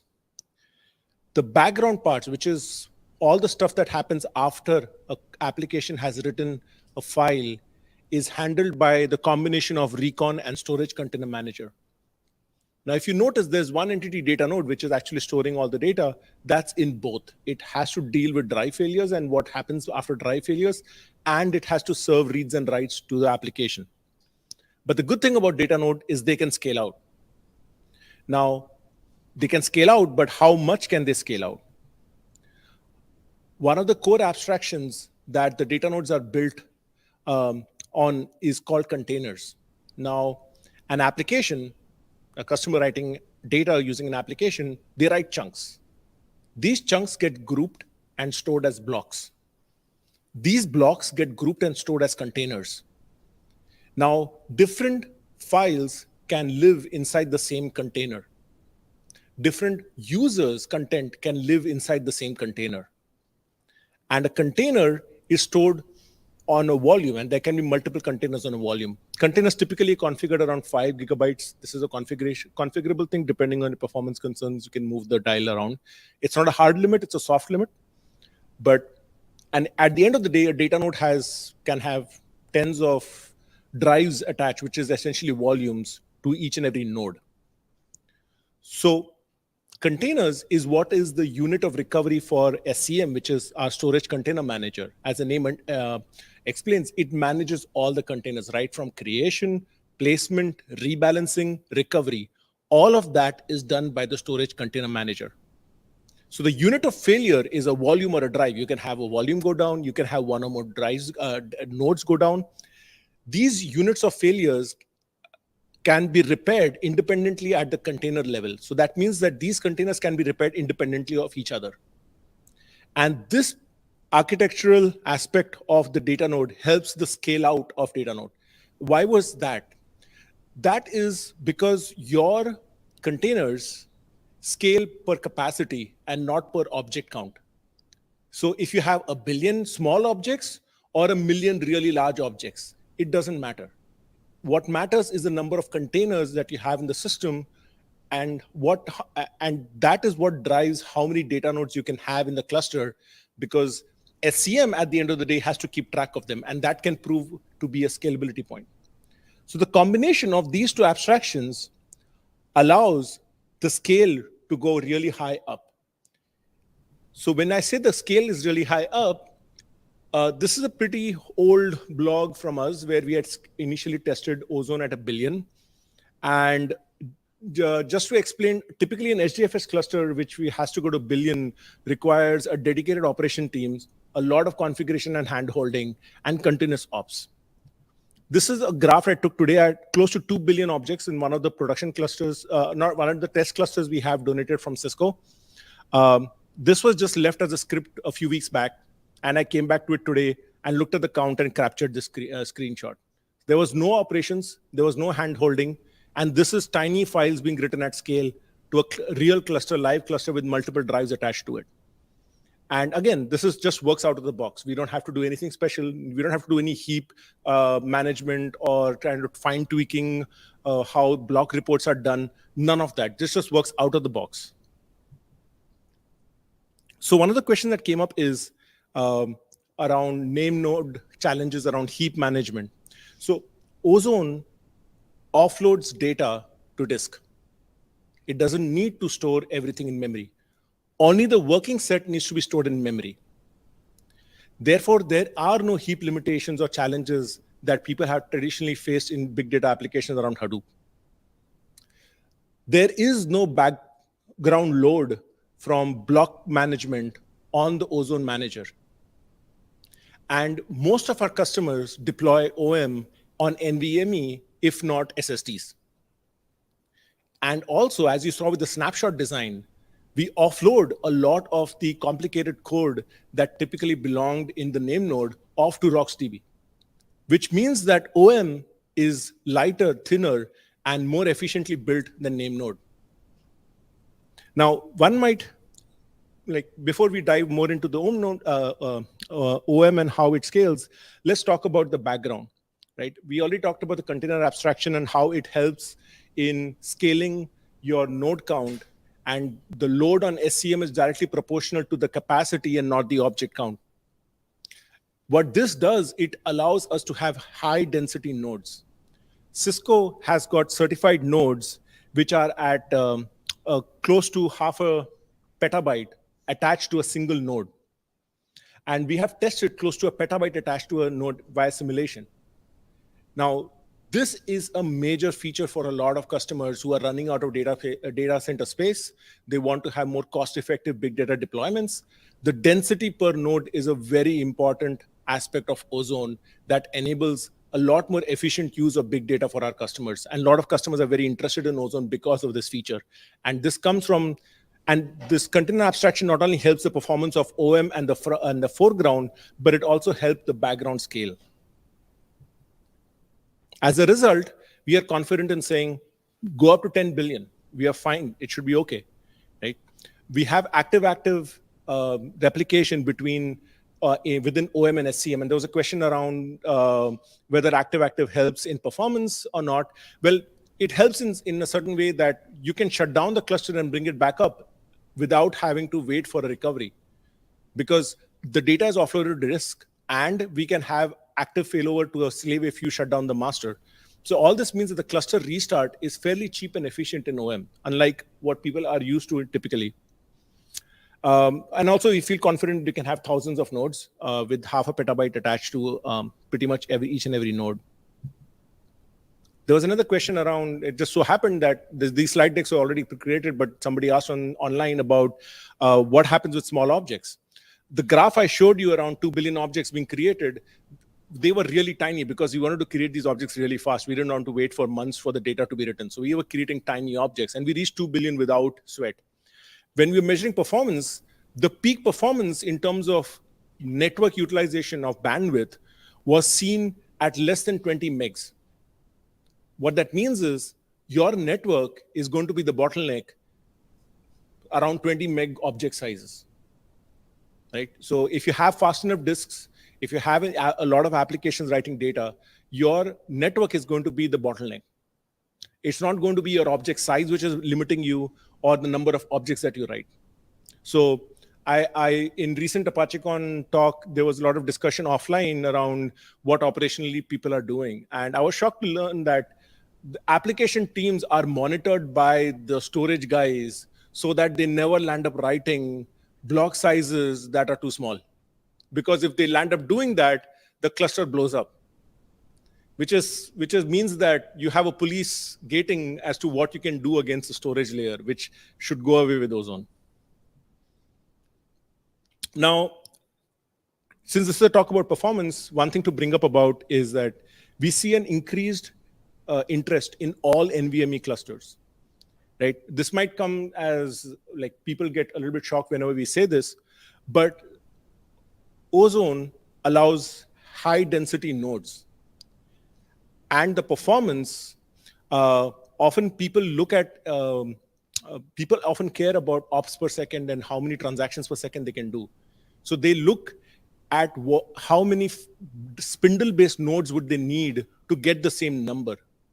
With all NVMe clusters, they can get much denser nodes that give them the same ops per second that they would need a lot more nodes at. So effectively, for getting a certain performance curve, having an all NVMe cluster is more cost effective than having a large thousands of spindle-based clusters where each node only has 4 or 5 or 6 disks attached to it. So we do have quite a few customers who are interested in all NVMe clusters, and from what our partners tell us, it's something that they see often come up in field when they're getting into sales deals for their hardware gear that they're selling. Cisco has been a very generous sponsor for Ozone. They have given us clusters with all NVMe nodes, and we've been using that for a lot of our performance measurements. So one of the performance measurements we did is we shut down the cluster. There's no cache. The entire cache is cold. You start up the cluster, and you read your objects. Now, going from HDFS to OM, you might think, oh my God, like if it's a cold start, the data is going to get read from the disk. That's going to impact my performance. But the cost of reading from RocksDB is less than 10%. So if you have a secure cluster where you are encrypting on the wire, where you're checking with Ranger for your access policies, where you are doing a lot of active load on the cluster, your performance is not going to get impacted by the fact that you're destaging data, right? There are other things that will dominate your performance. And so all that history around keeping everything in memory, because it's very critical for performance, kind of goes away with Ozone and all NVMe, or even just metadata being stored on NVMe or SSD drives. Now, switching gears a bit, we talked about Impala demo. Impala is a very core focus area for Cloudera. Cloudera is investing heavily in Impala and Ozone integration, and that's because they see dollars at the end of the line for it. And we have been actively working. Vechu, who's in the room, if you have more advanced questions, you can ask Vechu. He's been working actively in making sure Ozone and Impala integration is really tight and performant. And these numbers were captured by him. If you look at it, this is HDFS with all optimizations enabled. They have short circuit reads enabled. And there is Ozone and HDFS with remote reads. So I'm not going to dive into what short circuit reads goes, but in terms of performance, it's actually cheating. But it's really a cool hack in HDFS. But Ozone is within 13% to 12% of HDFS's performance, right? And this is Before we have a lot more performance improvements planned in upstream, but this is in the absence of those improvements. We are already out of the box within range of HDFS. And if you have larger data sets, your computation takes more time, and the gap between HDFS and Ozone actually reduces because storage plays lesser of a factor in terms of performance, like what consumes the overall execution time for your work, for your tests. Now, looking forward, we have Nicholas in the room who's been leading Ratis. And there is a very interesting project that's going to get merged into Ozone Upstream shortly, which is going to increase the performance even more. It has some interesting ways by which it uses efficient IO paths and also implements zero copy buffers. And there's active development going on right now to even push the ops per second for OM beyond what it can do today. Now, I'll just touch Ratis streaming because I think it's really cool what it's doing.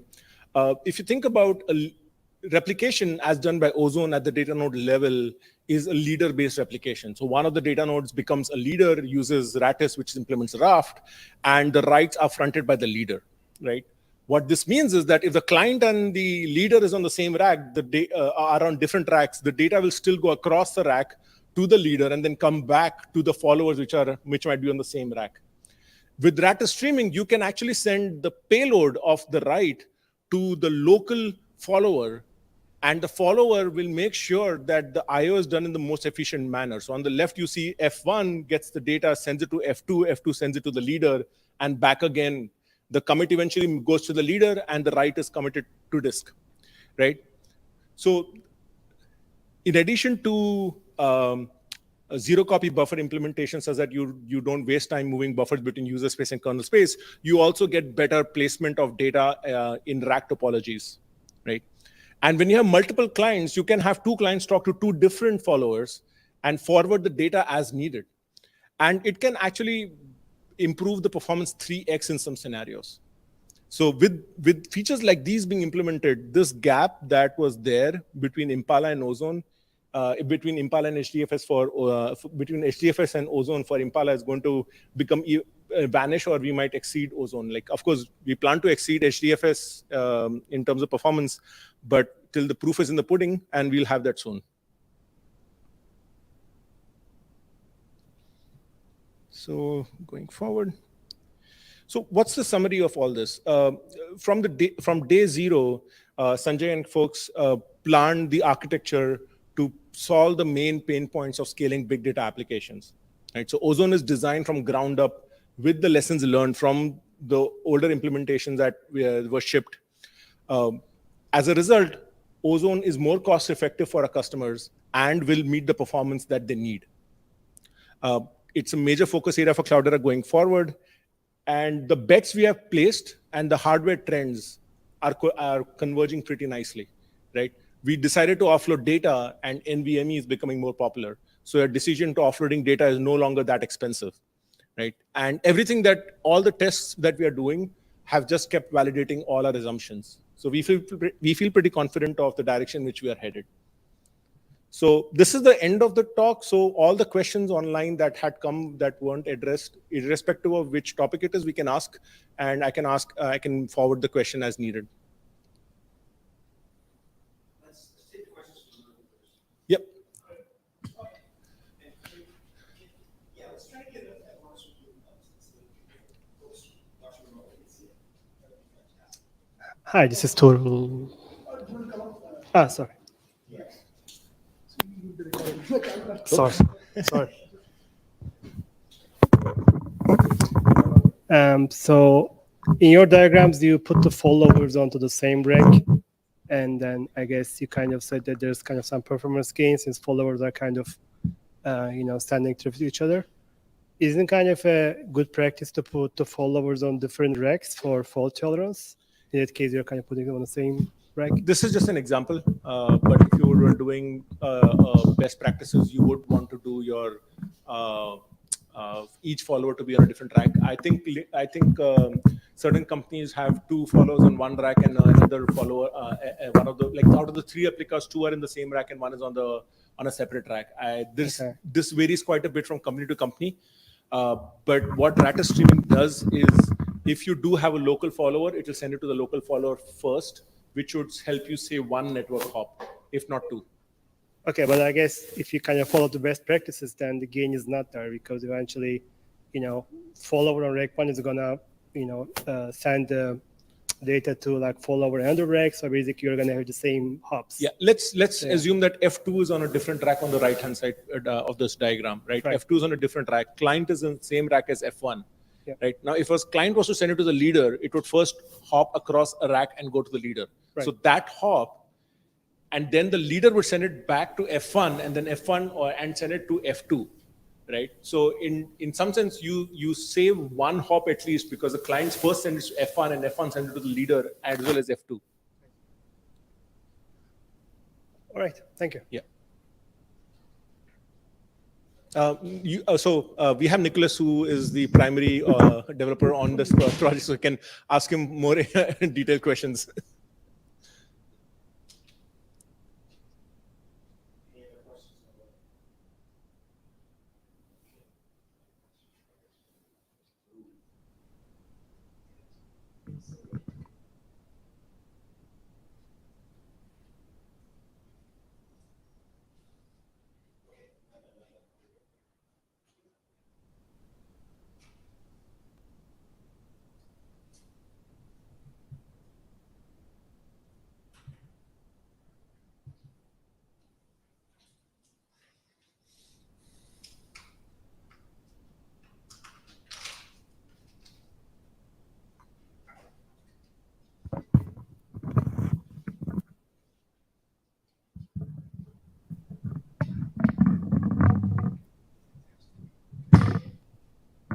All right, so you have to bear with me in case one of these might be repeated. But sure.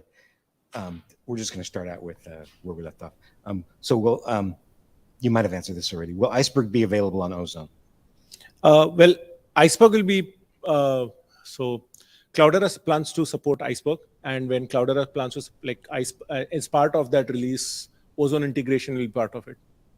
Okay.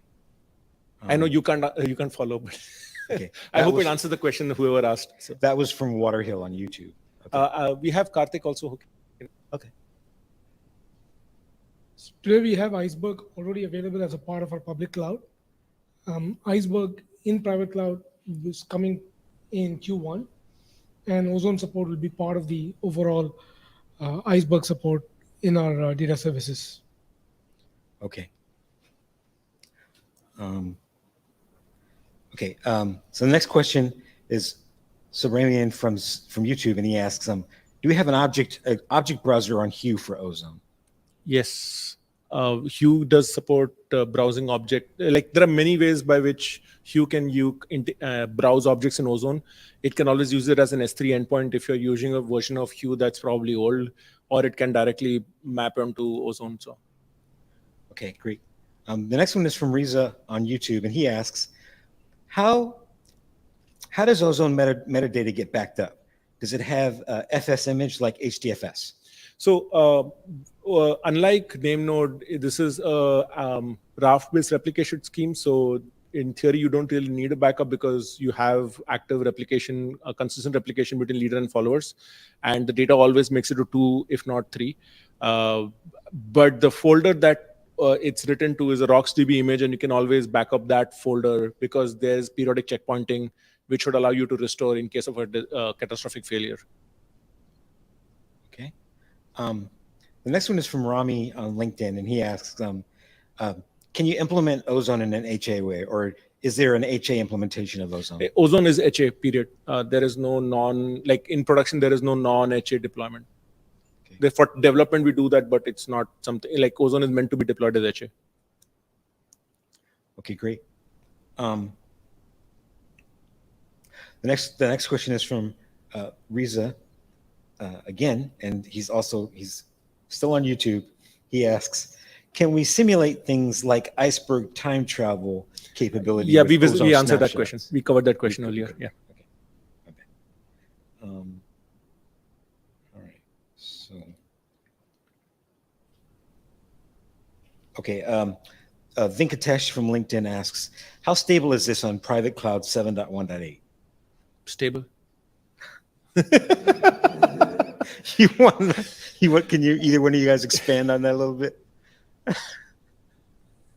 So we do a lot of validations before we put a release out, which includes reliability testing, scalability testing, non-functional tests. So we do have customers who are already using 7.1.8 at this point on Ozone. So we expect it to be a stable release. And I think that pretty much it. Customers won't put it in production if it's not stable, right? So I would like to stop with that. In case you are a user of 7.1.8, if you just bring up an Ozone service out of the box, it has a very conservative memory setting because we don't want to use up too many resources if you're not using it for like load, if you're not putting heavy load. So if you're a user, just make sure you read the documents and you increase the memory configuration so that there is enough heap. That's the only thing I would say. Okay, great. Okay, so the next one is from Riza again on YouTube. He asks, does multiple deployment of Ozone Manager / storage container manager, did you cover that one? Yeah, you covered that. All right, so this is the last one from online. Ozone uses Ratus. Is Ratus formally verified? You probably want to Nicholas, interpret that one. You want to take the question? Is Ratus formally verified? It's based on Raft. Raft is basically implement the WAF consensus algorithm. So the WAF consensus algorithm is a well-proven algorithm for consensus. And there are extensive tests that we have in Ratus. Thank you. So I'll just answer that. It's a top-level Apache project, so it is fully verified. We have Ratus is used not just for Ozone. There are other components looking to use Ratus as well. As Nicholas explained, it's an implementation of the Raft protocol with full consensus, right? So. And Ratus is not just used by Ozone. There are other upstream projects that are using Ratus. So there are a lot of eyes looking at it. Okay, this question is from me. Since we brought up RocksDB, there's other projects that use RocksDB as well, right? Yes. Yeah. Okay. Facebook uses RocksDB. Like Facebook is the primary contributor to RocksDB. Thanks. Okay. Any other? I think that's it for online. Any other questions in the room?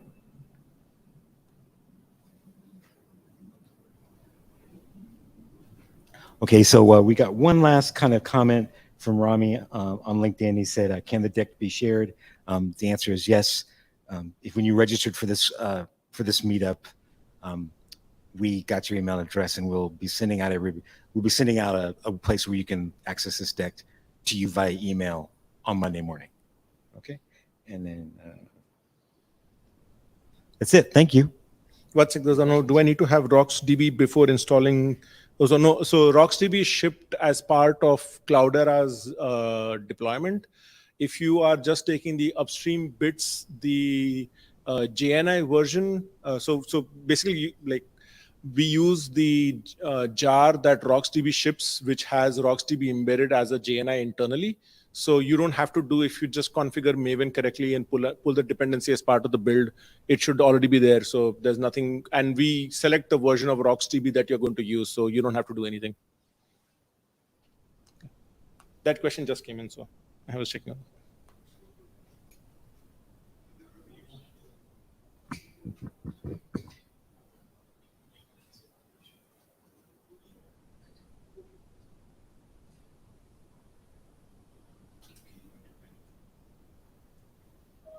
So we're working out the raffle winners.